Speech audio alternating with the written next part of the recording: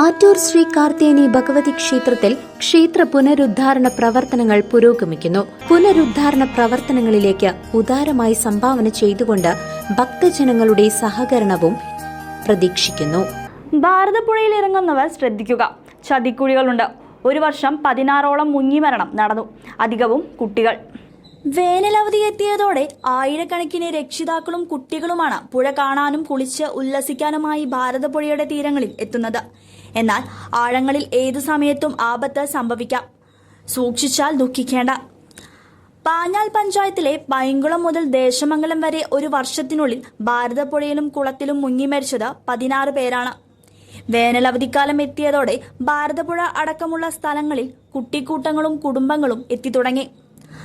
ഭാരതപ്പുഴയുടെ പൈങ്കുളം മുതൽ ദേശമംഗലം വരെയുള്ള ഭാഗങ്ങളിലും കുളങ്ങളിലുമായി ഒരു വർഷത്തിനുള്ളിൽ മുങ്ങിമരിച്ചത് 16 പേരാണ്. ഇതിൽ 2 പേരൊഴികെ ബാക്കിയുള്ള 14 പേരും ഭാരതപ്പുഴയിലാണ് മുങ്ങിമരിച്ചത്. ഇതിൽ പകുതിയോളം പേർ വിദ്യാർത്ഥികളുമാണ്. പുഴയിലെ ചതിക്കുഴികളും അടിയൊഴുക്കുമാണ് പലപ്പോഴും ദുരിതങ്ങൾക്ക് കാരണമാകുന്നത്. ചെറുതുരുത്തി കൊച്ചിൻ പാലത്തിന് സമീപമുള്ള ഭാരതപ്പുഴയിൽ തടയണ അടച്ചതിനെ തുടർന്ന് കിലോമീറ്ററാണ് വെള്ളം കെട്ടിനിൽക്കുന്നത്. വൈകുന്നേരങ്ങളിൽ ഇവിടെ ആയിരക്കണക്കിന് ആളുകളാണ് പുഴയിൽ ഇറങ്ങുന്നത്.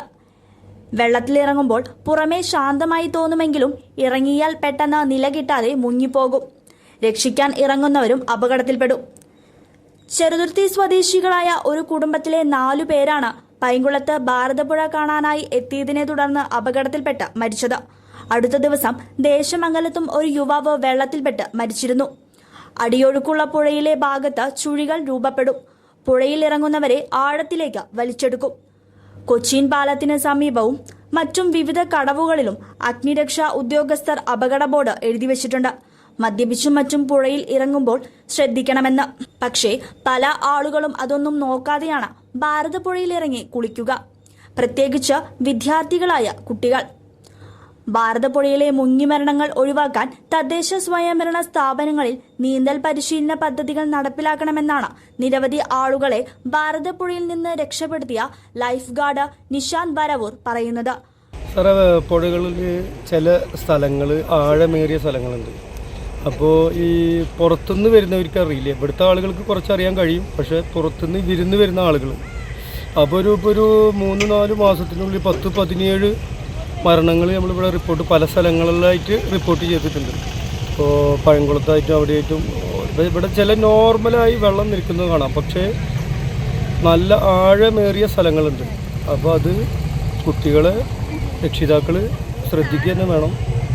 എന്നാൽ കുട്ടികൾക്ക് മാക്സിമം നീന്തൽ പരിശീലിപ്പിച്ച് കൊടുക്കുക. ഈ വെക്കേഷനിൽ നീന്തൽ പരിശീലിപ്പിക്കുക പറയാനുള്ളത്. ആളുകളോടും വിദ്യാർത്ഥികളോടും ഭാരതപ്പുഴയിൽ ഇറങ്ങുമ്പോൾ ആഴങ്ങളിൽ പോകരുത് എന്ന് നിർദ്ദേശിക്കുന്നുണ്ടെങ്കിലും പല ആളുകളും അത് മുഖവിലിക്ക് എടുക്കുന്നില്ല എന്ന പരാതിയും ഇദ്ദേഹത്തിനുണ്ട്. നോർമലായിട്ട് പുഴ കിടക്കും, പക്ഷേ അടിയൊഴുക്കുകൾ ഉണ്ടാവാം. മുൻകാലങ്ങളിൽ മണലെടുത്ത കുഴികളുണ്ട് പല സ്ഥലങ്ങളിലും.